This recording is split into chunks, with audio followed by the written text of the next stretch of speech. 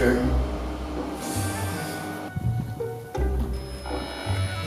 Yeah. Hey, it's me again. Are you calling me again? No, I just wanted to call you and say I miss you. This guy, blood, I swear. It's been so long. Stop calling my phone, innit? Yeah, the shop is shut, man. Stop calling No, me. I promise. Just one more time. Just one last time. Fine, man. Just allow it. Don't call me again no more, bro. This guy, blood, I swear down. Yeah, that's good. That's it, yeah. Just miss you.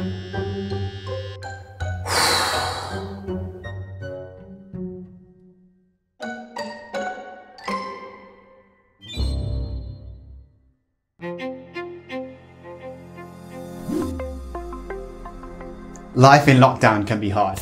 Here in London, we've been stuck indoors in quarantine for the last month or so, and that's brought so many changes to our lives. If your routine was important to you before, it's become even more important to master, which in a way seems harder sometimes because we're bombarded by so many new free workouts, Zoom calls, and situations. On top of that, in an effort to share the best of ourselves, there's a toxic positivity that's spreading about life in quarantine and it being all about productivity and routines, when it doesn't have to be about that. It can be about Karen. Yeah, I just want to report a disturbance in my local area. My neighbor, her name is Karen. She's on her 4th walk of the day and she's not walking her dog this time. I've seen her go up and down about 4 times. In this video, I'm going to talk about the 2 types of responses you can have and which one I think is best. A dangerous trap that a lot of people will fall into. 6 guidelines I think you might find more useful. Now, since it's a longer one, there's timestamps in the comments and right over here, so you can skip around to whichever bit you're interested in most. My routine plays a key role in allowing me to create and maintain consistent progress towards living in a meaningful way. Now, I don't just want these feelings to come at random. I want to give myself the best possible chance every day of sticking as close as I can to having a great day. Some people say they don't have a routine, when I don't think that's completely true. I've come to realize you oscillate between 2 schools of living. You either mindlessly drift into a routine or you mindfully design yourself a routine. The first method, which is by far the most common, happens because it's the easiest and therefore the most comfortable. You do whatever you have to and you kind of just let life happen. It's not totally bad, but there's room for improvement. You're in this kind of gray zone. The second method, it gives you greater rewards, but you need to take the time to think things through, and then the harder bit, stick to them consistently. What I found works best for me is a balance between the 2 of these. In fact, I'm finding the more I design and adhere to my routine, the more it eventually becomes second nature. This stuff is obvious and lots of people have already been talking about how important it is to be productive and build routines right now. After a few weeks of living at home in lockdown, lots of us are seeking its benefits. Unfortunately though, there's a few big pieces that I think are missing in the design of many people's thinking. Too much focus is being placed on productivity as the main focus of your routine, and it creates this pressure to measure your days and your worth based on how much you get done and how productive you are. It's an easy trap to get caught in, and I got caught in it myself yesterday. I was watching these big YouTubers pump out amazing content whilst balancing high quality podcasts, Instagram posts, businesses, and more. And I've just been sat here watching Netflix and going for walks and eating lasagna. Now, if you've been thinking that way or feeling guilty that you need to be more productive, I get it. It comes from a good place, and I don't think you need to discard it. I just think there's a few tweaks that you need to make to balance those things out, and that's what we're going to do today. In my experience, there are 6 very simple things that you should think about. To keep it easy and simple, I call them the 6 P's of routine. And in order for your routine, not just right now, but long term, to be successful and to help you win at life, you've got to start meeting this criteria.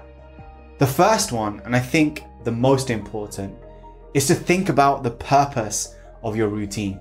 Don't do what everyone else is doing because they're successful. Understand why they're doing it. But ask yourself, what do you want with this routine? And what do you want it to help you do? What do you need right now? Maybe you're watching this, like my friend Gauri, who's working in the NHS as an essential worker. So her routine is mainly focused on quiet time, meal prep, meditation, so she could be mentally ready for the next day.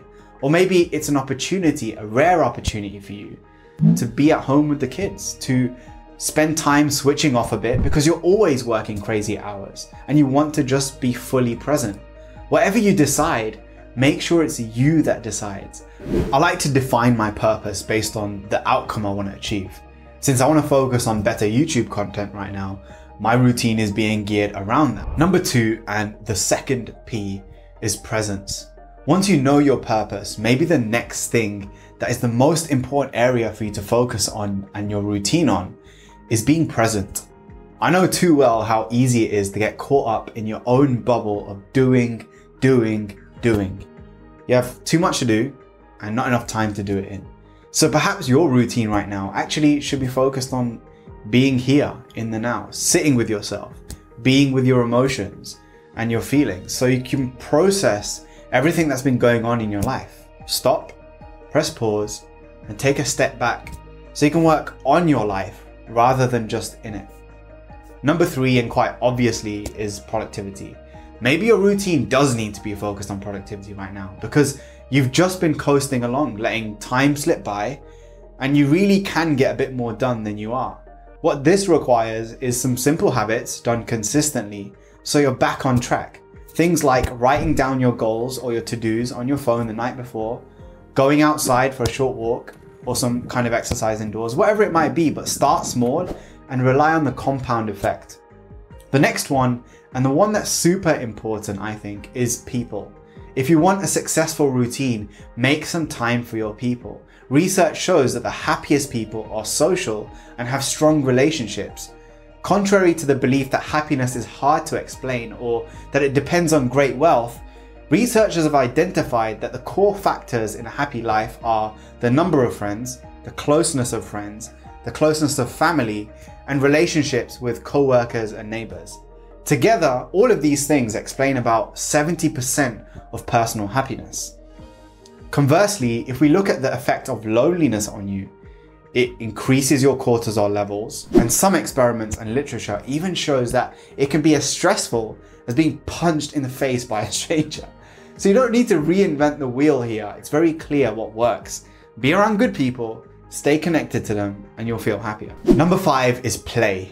Do things for no other reason than to have fun, to play, whether it's video games or, like me, playing the piano. I've been learning for about a year now, and it's one activity that I love doing just for the enjoyment of having no agenda to it. My focus is just on learning these Naruto songs that I like, and there's no pressure for me to produce something or pass an exam or monetize it or put it on YouTube or anything like that. It's the part of my routine where I'm relaxing and doing nothing, albeit while stimulating my brain through the proven power of music. The last thing to think about when it comes to successful routines is phases. Frequency beats intensity. Whatever you decide to design for yourself, you're not going to get it right the first time. No one does. Except there's going to be days where you're a bit lazier, a bit more procrastination, and you're going to fail a bit more. And that's not a bad thing to avoid. In fact, it's a great thing to embrace because these small failures in your routine of not getting up early or not eating right that day, they're inevitable. And they're not a reflection of you failing, but your system failing. A mistake I see a lot of people make is they over-identify with their failures and make it about them personally rather than seeing it as a failure of their system. And that's why I talked about designing mindfully rather than mindlessly. Think of the MCU, they have phases that build on the previous. So focus on doing what you can sustain. And right now you might be in phase 1, which is all about taking time for yourself because you've been busy. And the next few weeks after that, that might be about productivity and building good habits. Run your own race and view this routine, this week, as part of an ongoing learning experience. In a few years, how do you want to look back at this time? Is it that you got to know your family better? Or that you worked really hard and got loads of things done? If you want the key to a perfect routine, let it reflect the keys to your preferred and most optimal life. Make it a balance of all the key things that you enjoy and you get meaning from. If you want to learn more about those things, I cover that and more in my online course, Inner Compass. It's an all-encompassing self-improvement course on overcoming procrastination, finding your purpose in life, building sustainable habits, and finding ways to make your mark in life and more. You get a lifetime access to 38 videos broken up into easy 5-minute clips, a personal PDF journal with summaries of the key ideas, step-by-step tools, and a private Facebook community with virtual coaching from me. And we go deeper into the ideas I shared in this video. At the moment, I'm doing a 50% off sale until the lockdown ends. So if you want some ideas on how to live purposefully and live the best life that you can, click the link down below to sign up today. And if you want more free stuff, check out my 1-hour training on the 6 reasons we live unhappy and unfulfilled lives. The link is down below and in the end screen. I'll see you next time. Peace.